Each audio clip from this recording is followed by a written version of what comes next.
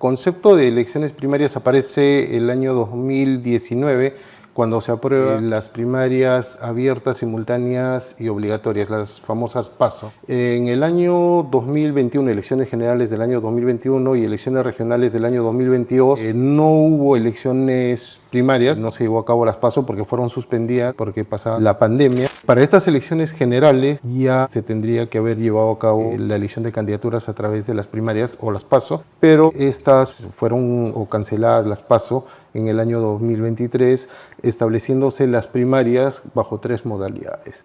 La primera modalidad, que es la elección de candidaturas donde participan los afiliados de la organización política y ciudadanos que se registren ante esa organización política. La segunda modalidad es donde las candidaturas son elegidas únicamente por los afiliados de la organización política. Y la tercera modalidad es la modalidad de delegados, o también conocida como elección indirecta, donde previamente la organización política en una elección interna elige a sus delegados.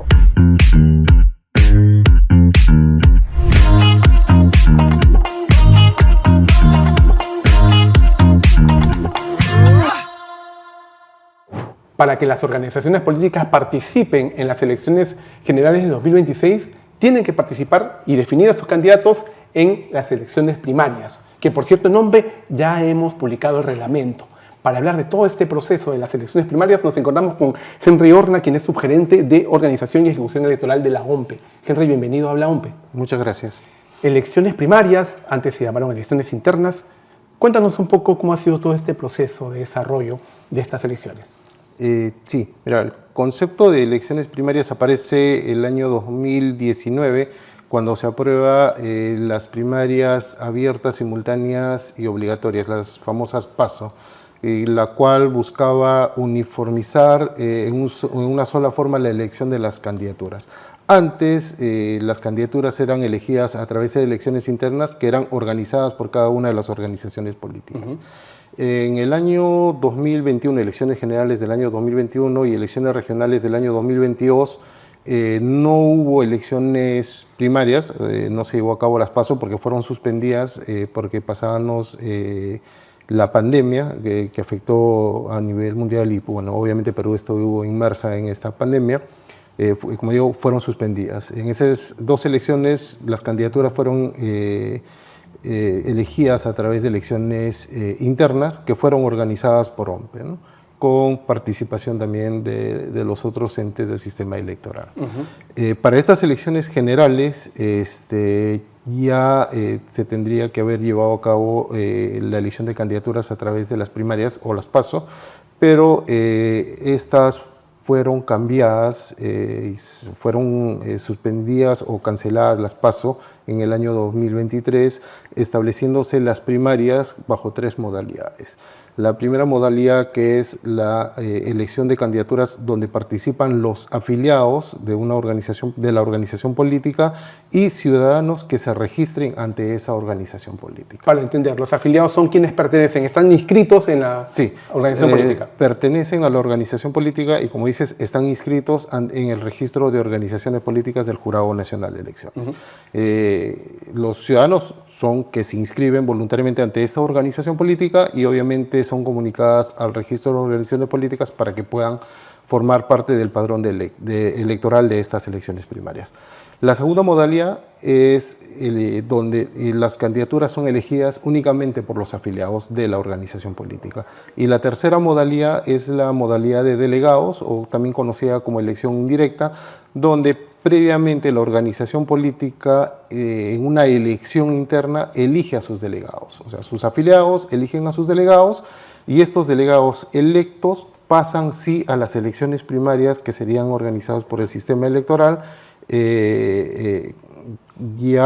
como electores, ¿no? O sea, estos delegados se convierten en electores y son los que eligen a los candidatos que finalmente son presentados ante el Jurado Electoral Especial para participar en las elecciones generales del año 2026. Esta sería una elección indirecta, digamos. Sí, es la elección indirecta porque obviamente los afiliados no eligen directamente a los candidatos, ¿no? Sino hay un intermediario que es el delegado que los representa para poder elegir las candidaturas. En cuestión de asistencia técnica, esta asistencia que brindamos a las organizaciones políticas de parte de la OMPE, con respecto a estas 3 modalidades, ¿pueden los partidos políticos solicitarla?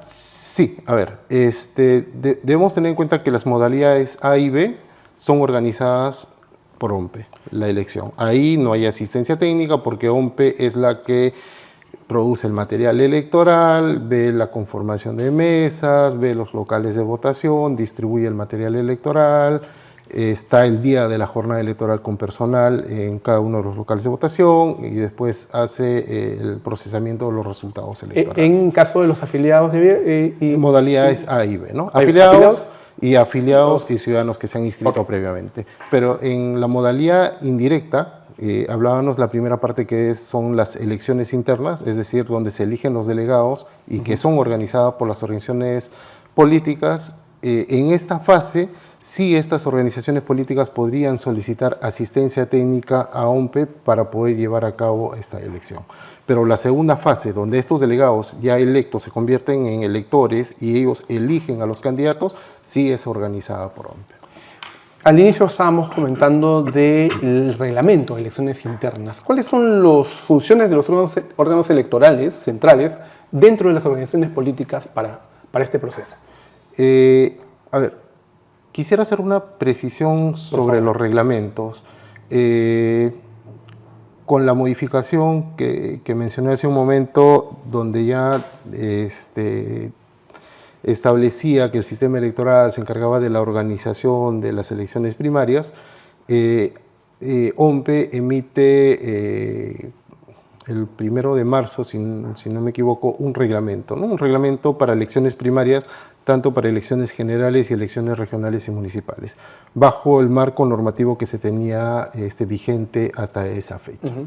Posterior a esta aprobación de este reglamento que hago mención, hay una nueva modificación a nivel de cambios normativos en el Congreso, donde se aprueba una 19ª disposición transitoria a la Ley Orgánica de Elecciones, donde establecen reglas para las elecciones primarias de las elecciones generales del año 2026. O sea, son específicamente para el año 2026. Y es a consecuencia de esta nueva modificación que OMPE ha emitido en los últimos días el reglamento de elecciones primarias para las elecciones generales del año 2026, que es específicamente para estas elecciones, donde ya se establecen algunos plazos que se tienen que cumplir tanto por las organizaciones electorales centrales o por el mismo ente electoral. A tu consulta sobre cuáles son las funciones del OEC, que son los órganos electorales centrales, que son los que se encargan de la organización del proceso electoral dentro de cada partido, su principal función en estas elecciones principales va a ser recibir las candidaturas de sus afiliados, ¿no? Ellos son los que van a recibir las candidaturas, los que van a evaluar las candidaturas y los que van a definir cuáles son los candidatos que van a ir a las elecciones primarias. Estos órganos, de acuerdo a lo que se ha aprobado el reglamento, tienen un plazo ya establecido para presentar estas candidaturas. En el cronograma electoral se establece, y en la 19ª disposición transitoria se establece que las candidaturas se presentan ante los órganos electorales centrales 30 días antes de las elecciones primarias. Si tenemos en cuenta que las elecciones primarias son el 30 de noviembre, el 31 de octubre de este año es el plazo máximo para que puedan presentar candidaturas ante los órganos electorales centrales. Estos órganos electorales tienen que evaluar estas candidaturas y definir quiénes son las candidaturas que finalmente van a ir a elecciones primarias.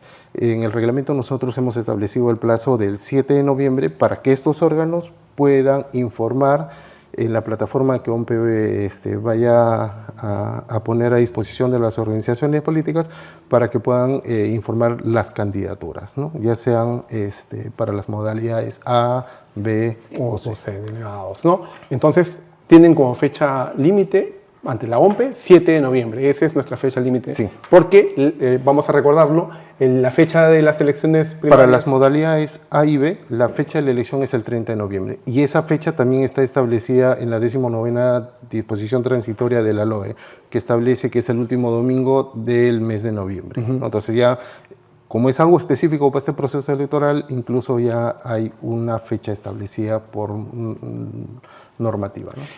Hablemos un poco ya del proceso de las elecciones primarias, el proceso mismo, ¿no? Que OMPE va a estar presente. ¿Cómo se determina la ubicación de las candidaturas en la cédula de votación?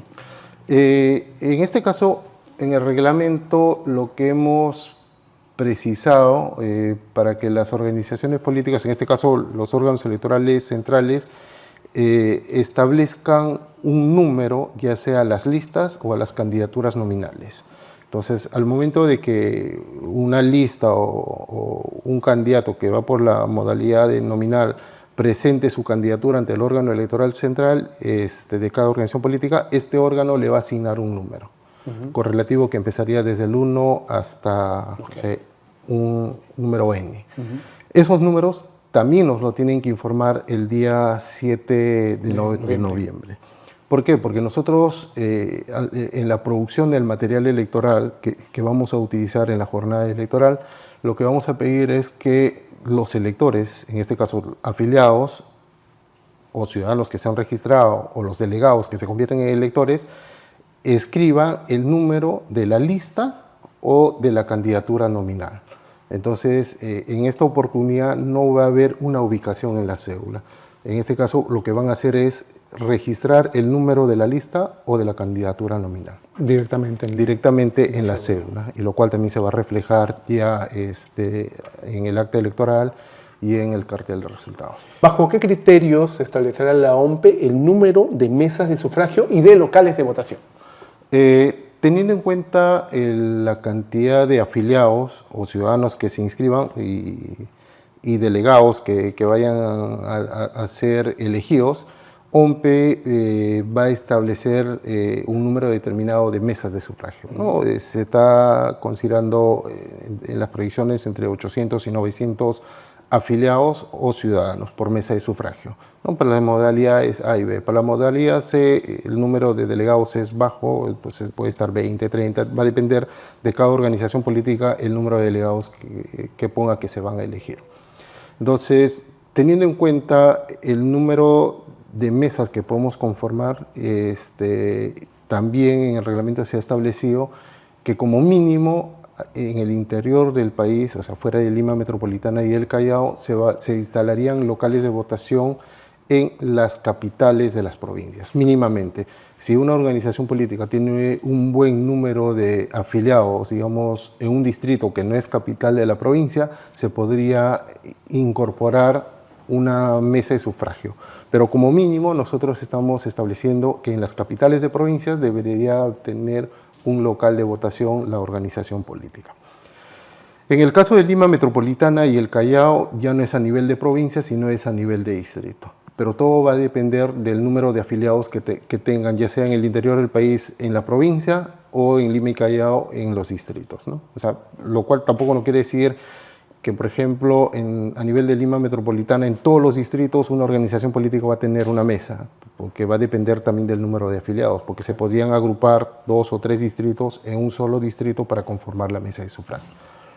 Entonces, bajo esos criterios, OMPE va a establecer dónde instalamos mesas, cuántas mesas vamos a tener y la cantidad de locales que vayamos a utilizar. Justo con respecto a los locales de votación, ¿va a haber uno para cada organización política? No necesariamente, no necesariamente. En ese caso, ¿cómo? Va a depender del número de mesas de sufragio que se vayan a conformar por cada organización política.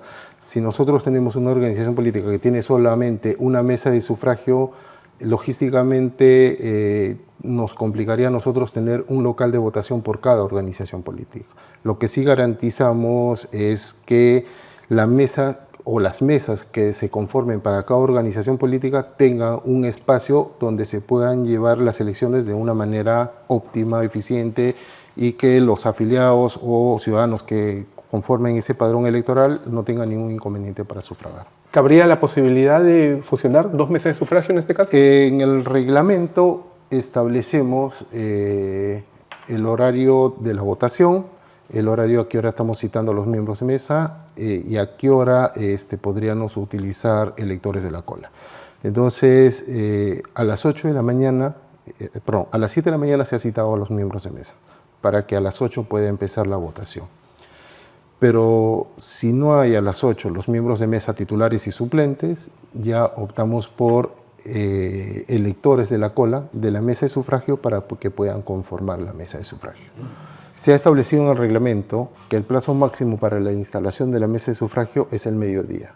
Si pasado el mediodía no se tienen miembros de mesa titulares o suplentes que han sido designados por cada organización política, porque no son sorteados por OMPE, son designados por las organizaciones políticas, y el día de la elección no tenemos electores, es decir, afiliados o ciudadanos que se han registrado dependiendo de la modalidad, no van a votar, la mesa de sufragio no se instalará y se firmará el acta correspondiente de acta de no instalación de mesa de sufragio. Eso está establecido en el reglamento.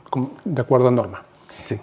Henry, ha sido un gusto hablar contigo sobre estos temas. Tenemos todavía mucho por comentar acerca de las elecciones primarias y de repente estaremos nuevamente conversando aquí en Habla OMPE. Estamos atentos para poder seguir conversando. Y a ustedes muchas gracias por estar ahí, por seguirnos en este podcast y por dejar sus comentarios. Nos vemos en el próximo episodio.